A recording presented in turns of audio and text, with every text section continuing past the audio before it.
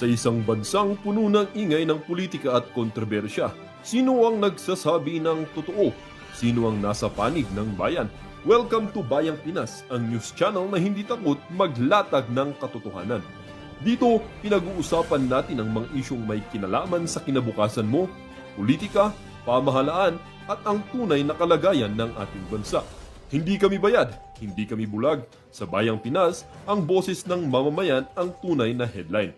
Kaya kung sawang-sawa ka na sa mga baluktot na impormasyon at scripted na kwento, dito ka na. Dito sa Bayang Pinas, tayo ang bantay at boses ng bayan. Kung gusto mong manatiling mulat at informed, don't forget to like, share, and most importantly, subscribe dahil sa panahon ngayon, ang kaalaman ay kapangyarihan. Ito ang Bayang Pinas, balitang totoo, pusong makabayan para sa sambayanang Pilipino. Tara na't alamin ang tunay na balita. Always, every day of your lives, particularly for the year 2026. At yun din ang sinasabi ko lagi, paulit-ulit, something na hindi nabibili ng pera,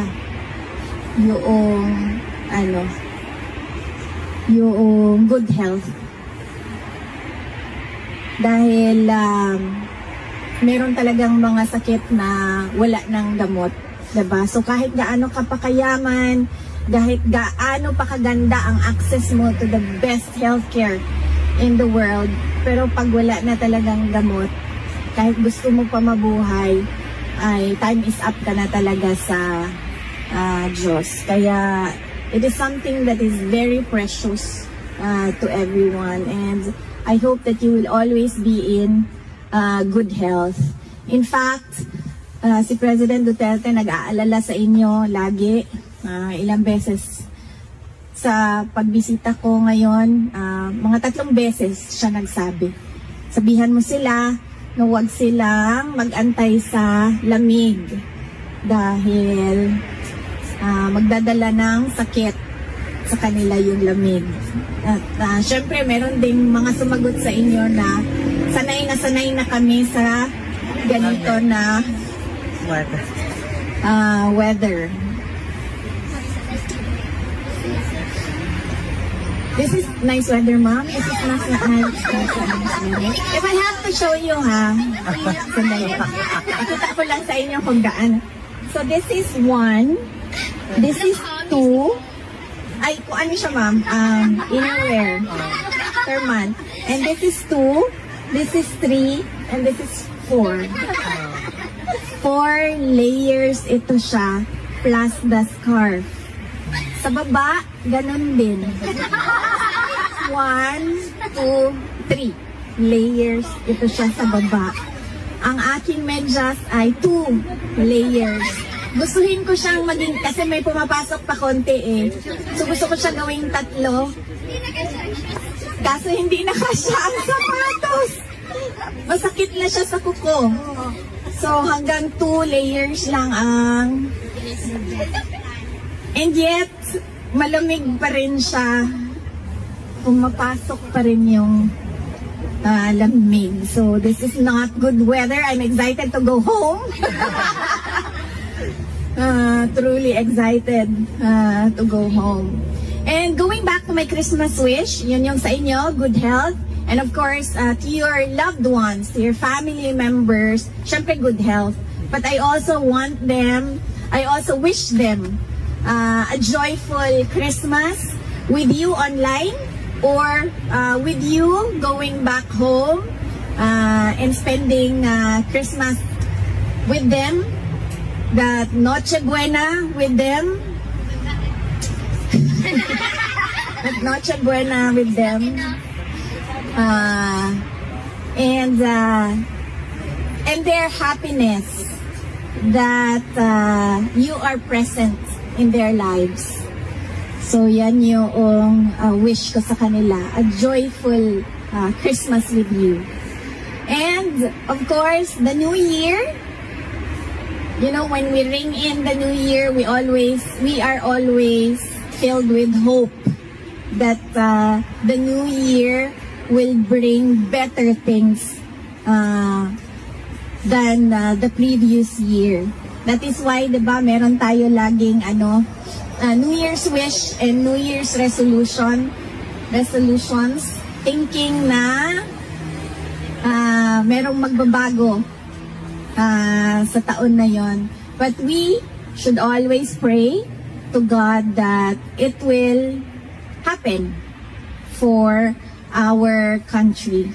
A better 2026 for the Philippines. Kanina, our prayers are for President Rodrigo Duterte. I think we should also pause and pray for our country that it will become peaceful and prosperous soon. And we pray for our fellow Filipinos, for the dead, the dying, and the sick. May they be granted blessings just like how God gives us blessings every day. And finally, from President Duterte, meron siyang message kanina. Ang sabi lang niya, para sa inyong lahat, nandito kami, meaning siya, ako, at yung iba pang mga kapamilya namin, nandito kami so as long as gusto pa kami ng tao. Hindi kami, sabi niya, hindi kami mamimilit kung ano yung gusto ng taong bayan. For life na. So yan yung and of course from myself, I thank you for your continued support. Alam nyo, I am truly blessed as a politician kasi kahit anong paninira ng mga kalaban sa akin, nandyan pa rin yung taong bayan. The trust is still The supporters from 2015, from 2016, from 2019, from 2022, nandyan pa rin kayo. At hindi kayo, and then you know how to discern ano yung paninira at ano yung katotohanan. And for that, I am truly blessed. And as I said, I thank you on behalf as well of all my colleagues in the Office of the Vice President. Dahil isa lang naman ako ako lang yung muka ng Office of the Vice President. Pero yung trabaho sa opisina ay ginagawa ng maraming tao. And on behalf of my colleagues in the OVP, we thank you for your continued support and trust in our office. Thank you so much once again for this time with you, and I wish everyone a very Merry Christmas and a Happy New Year. Gusto ko po yung sinabi ni Bibi Sara Duterte na habang gusto natin sila, nandyan sila. Gusto namin kayo habang buhay. Diyan lang kayo. Kayo lang ang pinagkakatiwalaan ng taong bayan, wala na. Bubo o bago pa mag-shabu. Pare ka na noon? Siyempre hindi pa ho. Hindi ka pa pare? Natural po. So, 15 years. How old ka nag-start gumamit na shabu? Father, ako sagutin niyo. Ako sagutin niya. Mr. Chair, simula po ako ng 16. 16? Opo. 16 plus 15, that's 31. Kailan ka naging pare? 2006. 2006. How old were you? 2006? 31 ho. 31. So meaning, nasa loob ka pa ng seminaryo, gumagamit ka na siya mo. Meron po akong tinatawag na relapse, Mr. Chair. Relapse. O, diba? Habang nagpapari siya, dumudurog. Nag-relapse siya sa loob ng seminaryo. Ay, sa itsura pa lang ng pari na ito, hindi mo mapagkakatiwalaan to eh. Diba? Sa itsura pa lang ng pari na yan, talagang may dugong komunistang nananalitin sa kanyang dugo eh. Tanong lang. Sa itsura pa lang ng pari na yan, mukha siyang tulisan eh. Pag Pag nakita nyo po ba yan sa loob ng misa, mga ka-reaction kong Katoliko, hindi ba kayo lalabas? Hindi ba kayo lalabas sa simbahan pag nakita nyo yung pari na yan na alam ninyo isang ipokrito? Kunyari, malinis, kunyari, hinahanap nila ang katarungan, kunyari, hinahanap nila ang mga magnanakaw sa ating bayan, pero mga ka-reaction, hindi nila nakikita si Bongbong Marcos, si Saldico, at saka itong si Romualdez. Ang nakikita nila, yung 125 million dahil ang mga punyetang ito, mga ka-reaction, ay takot na takot kay BP Sara. Hindi po sila naghahanap ng katarungan sa mga ninakaw o nanakaw di umano ni BP Sara. Ang kinatatakutan ng mga yan, kapag meron na namang 9 na taon, dahil kapag bumaba si Bongbong Marcos ngayon, merong 9 na taon si BP Sara, at merong 6 na taon yung Duterte, at kapag naayos ni Sara Duterte ang Pilipinas sa loob ng 6 na taon, mga ka-reaction, wala na makakapamunong presidente dyan sa Malacanang kung hindi Duterte na lang. At saka yung kampo ng mga Duterte. Ito ang kinatatakot ng mga punyetang mga komunistang terorista na mga kaalyado ng mga makakaliwa, na mga kaalyado ng mga punyetang umahabol kay BP Sara. Di po ba mga ka-reaction? Ayan o, yung pari na yan, makikita mo, nagmimisa yan. Siyempre, tatakbo kang palayo.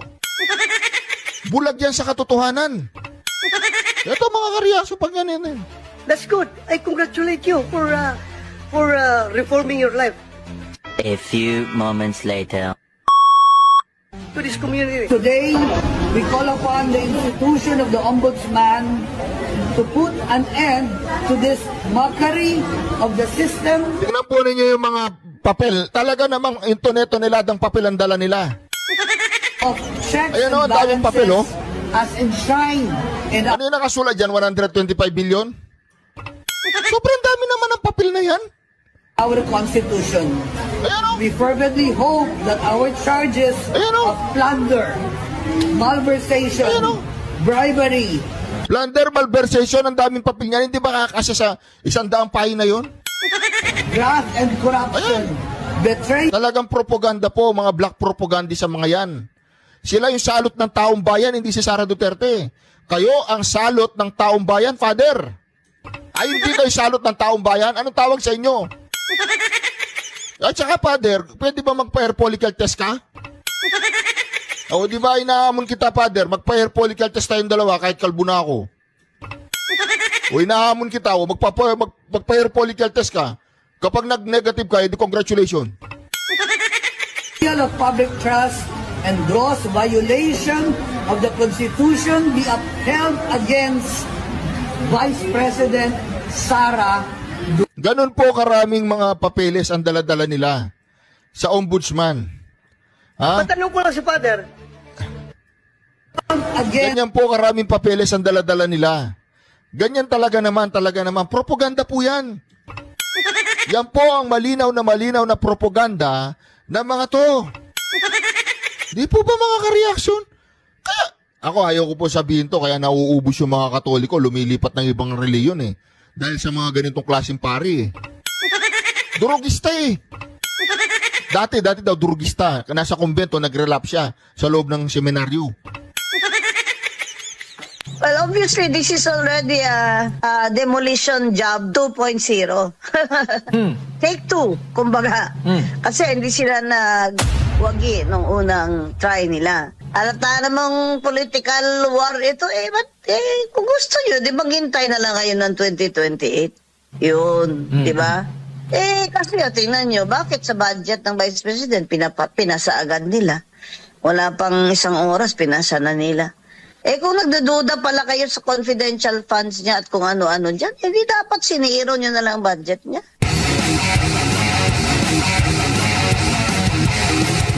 Si former Kamali Commissioner Attorney Rowena Guanzon, talakayan natin ang iba't ibang mga issue at ang kanyang mga pananaw hinggil sa mga hakbang ng administrasyon kontra korupsyon at ang mga issue sa flood control at kay Vice President Sara Duterte. Attorney, maayong aga, si MJ, si Franco, dito po sa Pulso ng Bayan. Merry Christmas, ma'am. Maayong aga. Salamat, Gid. Maraming salamat sa SMNI. Apo, ma'am, Pasko na po, attorney. Pero, iba yatang gusto nilang ipakulong si Vice President Sara at hindi yung mga totoong nasa likod ng flood control anomaly, attorney. Yan na nga ang problema sa administration na ito, na laging pinagtatakpan yung mga kanilang gang. At nakikita na naman nila na to divert the attention of the public sa mga kakorupsyon nila, impeachment complaint na naman sa Vice President. Kaya, I'm sure, ngayon yung mga kasalanan nila nung nakaraan na natalo sila sa Supreme Court, I'm sure, syempre, i-correct na nila ngayon. Mag-due process na sila. Kaya, tingnan lang natin kung anong ebidensya naman po ang kanilang ilalatag dyan at kung ano na ang may pagbabago ba talaga sa pag-iisip at pamulitika dyan sa House of Representatives, makikita natin dito sa impeachment. At remember that we are 3 years away from a national election. And sa panggigipit nila kay Vice President Sara, lalo naman itong with her back against the wall, she has to run. Kasi she is feeling already persecuted. So, let's see kung anong ebidensya nila. Pero, mga kababayan, dinidistract tayo ng BBM administration. Dahil, grabe na mga protesta natin, lahat na ng relihiyon ay sumasama sa protesta. Kaya, dinidistract nila tayo. And they're diverting the people's attention to their enemy. Kaya, huwag po din ninyong tigilan ang protesta laban sa massive corruption at poverty. Opo, good morning pala sa ating mga global viewers at nagpapatanong attorney, itong mga kababayan natin sa Paris at sinasabi nila na para po ba daw sa inyo itong ginagawa kay VP Sara ay panic attack mula mismo sa presidente ng Pilipinas? Well, obviously this is already a demolition job 2.0. Take 2, kumbaga. Kasi hindi sila nagwagi nung unang try nila. Kasi nga, pinakamalakas na kalaban ng BBM administration at ng mga grupo ng akbayan na ang sabi nila ay mag-merge daw mga Dilawan at Pinklawan na si Risa Ontiveros ang kandidato. So, all their members in Congress will also collaborate with the BBM congressmen. Dati naman, ganon din naman nangyari nung first na try. So, it's because Sara Duterte is really the woman to beat. Lalo na ngayon na tanggal na si Martin Romualdez, he has no, he has no chance of winning. Dati kasi, nangurakot sila ng todo dun sa 2025 budget. Lahat ng mga congressman na yan, pinanding niya.